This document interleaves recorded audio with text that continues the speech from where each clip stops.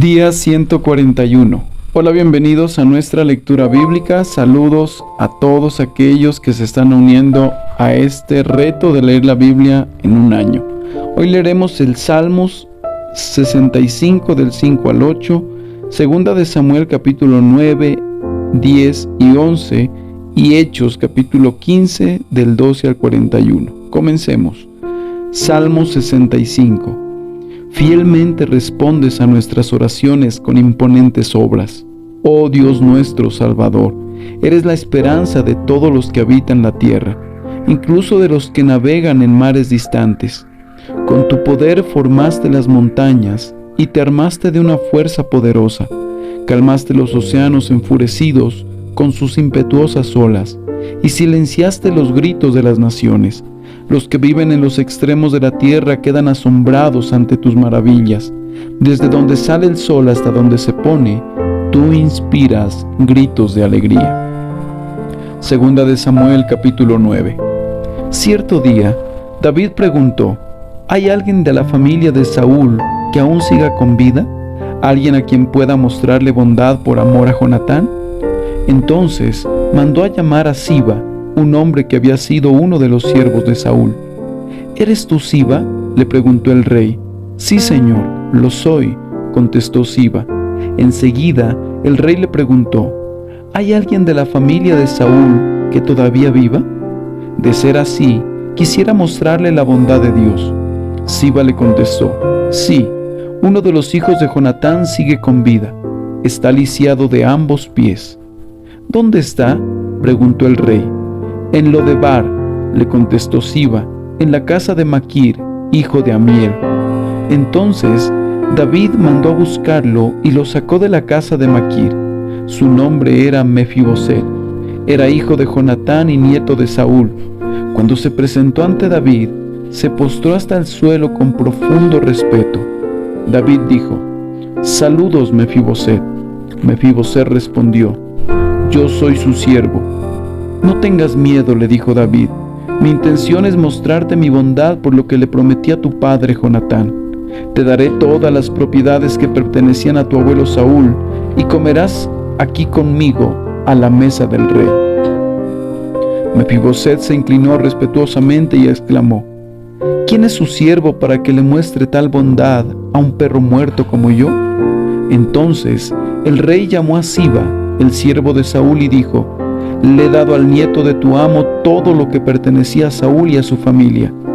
Tú, tus hijos y tus siervos cultivarán la tierra para él, para que produzca alimento para la casa de tu amo. Pero Mefiboset, el nieto de tu amo, comerá aquí a mi mesa». Siba tenía 15 hijos y 20 siervos. Siba respondió: «Sí, mi señor el rey, yo soy su siervo y haré todo lo que me ha ordenado». A partir de ese momento, Mefiboset comió a la mesa de David como si fuera uno de los hijos del rey. Mefiboset tenía un hijo llamado Mica. A partir de entonces, todos los miembros de la casa de Siba fueron siervos de Mefiboset. Y Mefiboset, quien estaba lisiado de ambos pies, vivía en Jerusalén y comía a la mesa del rey. Segunda de Samuel capítulo 10. Después de un tiempo, murió Naas, rey de los amonitas, y su hijo Hanún subió al trono. David dijo: «Le mostraré lealtad a Hanún, así como su padre, Naas, siempre me fue leal». Entonces David envió embajadores a Hanún para expresarle sus condolencias por la muerte de su padre. Pero cuando los embajadores de David llegaron a la tierra de Amón, los comandantes amonitas le dijeron a Hanún, su amo: «¿Realmente crees que estos hombres vienen para honrar a su padre? No, David los ha enviado a expiar la ciudad para luego venir y conquistarla». Entonces Hanún tomó presos a los embajadores de David, les afeitó la mitad de la barba, les cortó los mantos a la altura de las nalgas y los envió avergonzados de regreso a David. Cuando llegó a oídos de David lo que había sucedido, envió mensajeros para decirle a los hombres: «Quédense en Jericó hasta que les crezca la barba y luego regresen», pues se sentían muy avergonzados de su aspecto. Cuando el pueblo de Amón se dio cuenta de que tan seriamente había provocado el enojo de David, los amonitas contrataron a 20,000 soldados arameos de infantería de las tierras de Bet-Rehob y Soba, 1,000 del rey de Maca y 12,000 de la tierra de Tob. Cuando David se enteró, envió a Joab con todos sus guerreros a pelear contra ellos. Las tropas amonitas se pusieron en pie de guerra a la entrada de la puerta de la ciudad, mientras los arameos de Soba y Rehob, junto con los hombres de Tob y Maca, tomaron posiciones para pelear a campo abierto.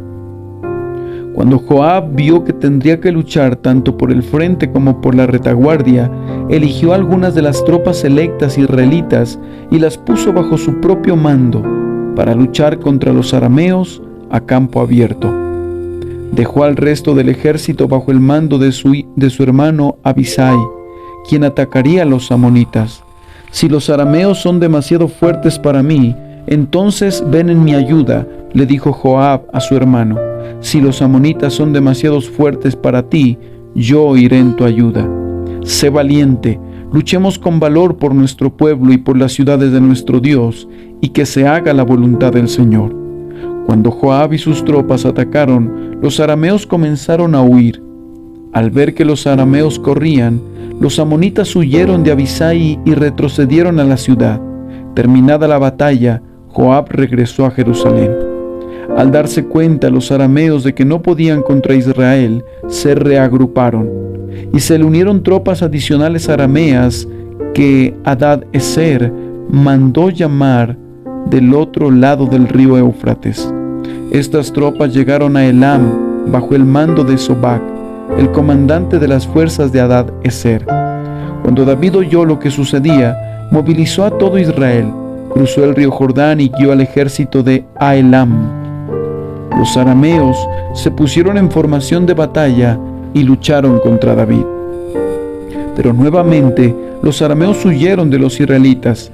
Esta vez las fuerzas de David mataron a 700 conductores de carros de guerra y a 40,000 soldados de infantería, entre estos a Sobac, el comandante del ejército. Cuando todos los reyes que estaban aliados con Hadad-Ezer vieron que Israel los había derrotado, se rindieron a Israel y se convirtieron en sus súbditos.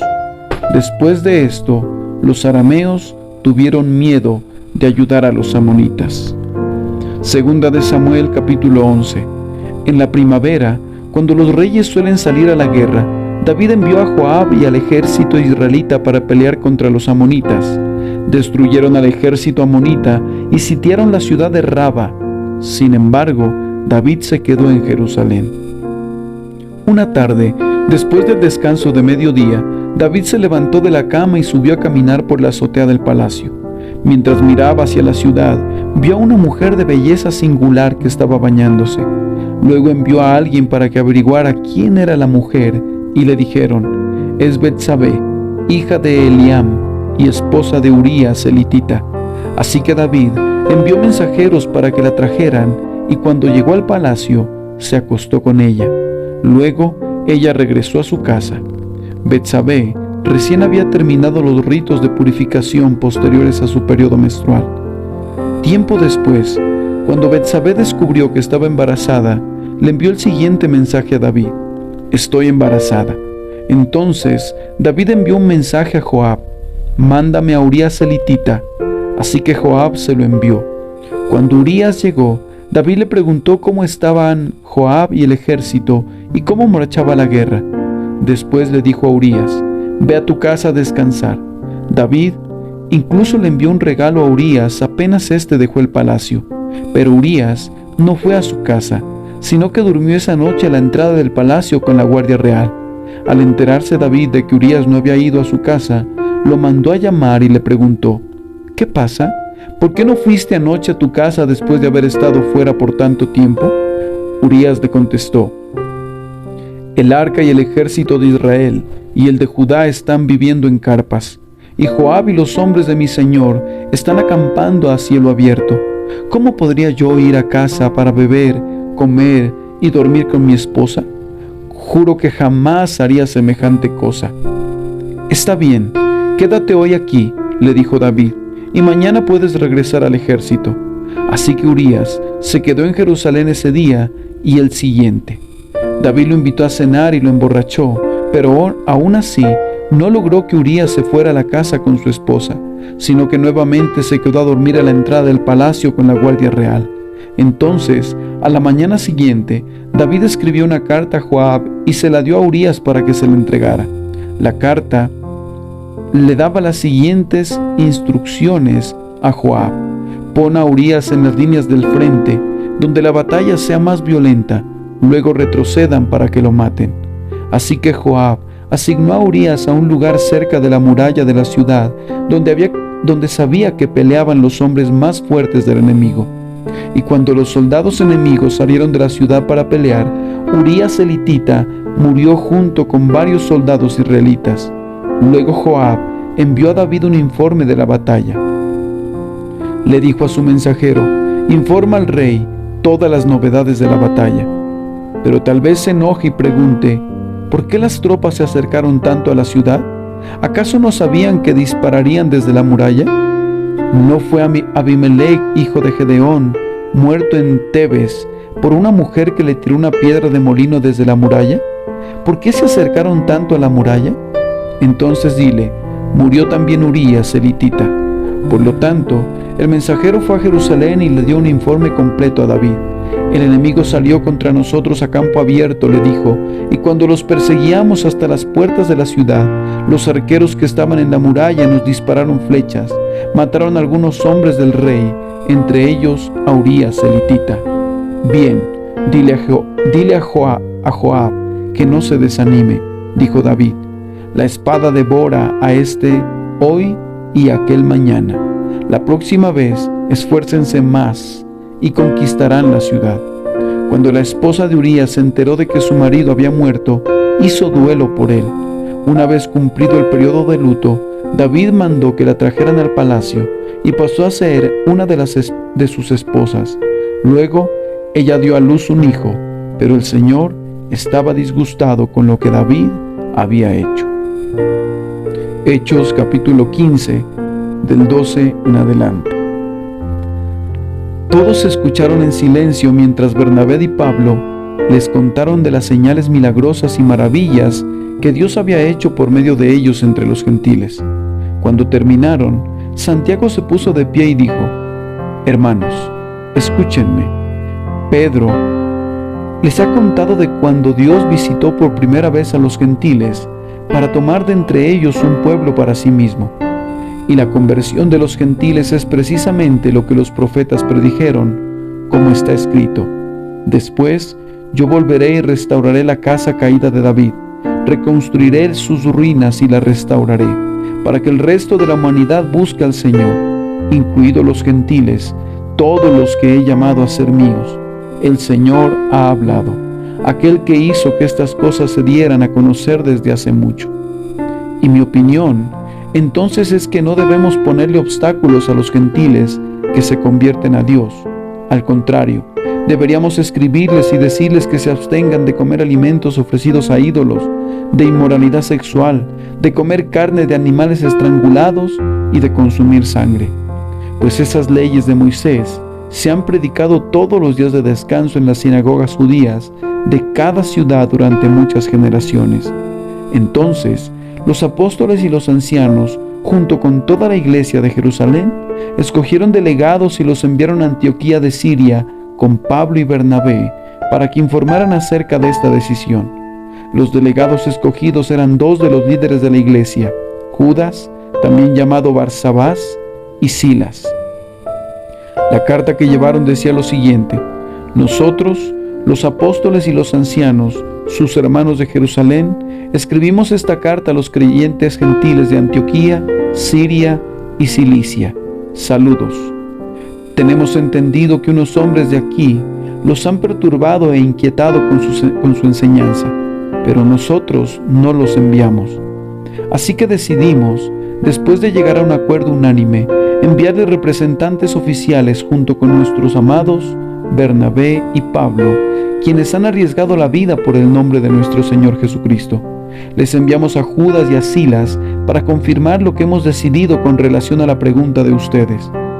pues nos pareció bien al Espíritu Santo y a nosotros no imponer sobre ustedes una carga mayor que estos pocos requisitos.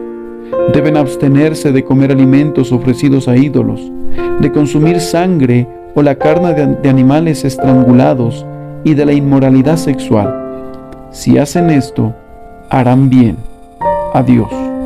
Los mensajeros salieron de inmediato para Antioquía, donde convocaron a una reunión general de los creyentes y entregaron la carta. Y hubo mucha alegría en toda la iglesia ese día cuando leyeron este mensaje alentador. Entonces Judas y Silas, ambos profetas, hablaron largo y tendido con los creyentes para animarlos y fortalecerlos en su fe. Se quedaron allí un tiempo y luego los creyentes los enviaron de regreso a la iglesia de Jerusalén con una bendición de paz.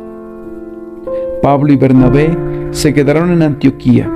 Ellos y muchos otros enseñaban y predicaban la palabra del Señor en esa ciudad. Después de un tiempo, Pablo le dijo a Bernabé: volvamos a visitar cada una de las ciudades donde ya antes predicamos la palabra del Señor, para ver cómo andan los nuevos creyentes. Bernabé estuvo de acuerdo y quería llevar con ellos a Juan Marcos, pero Pablo se opuso terminantemente, ya que Juan Marcos los había abandonado en Panfilia y no había continuado con ellos en el trabajo. Su desacuerdo fue tan intenso que se separaron. Bernabé tomó a Juan Marcos consigo y navegó hacia Chipre. Pablo escogió a Silas y al salir, los creyentes lo encomendaron al cuidado misericordioso del Señor. Luego viajó por toda Siria y Cilicia, fortaleciendo a las iglesias.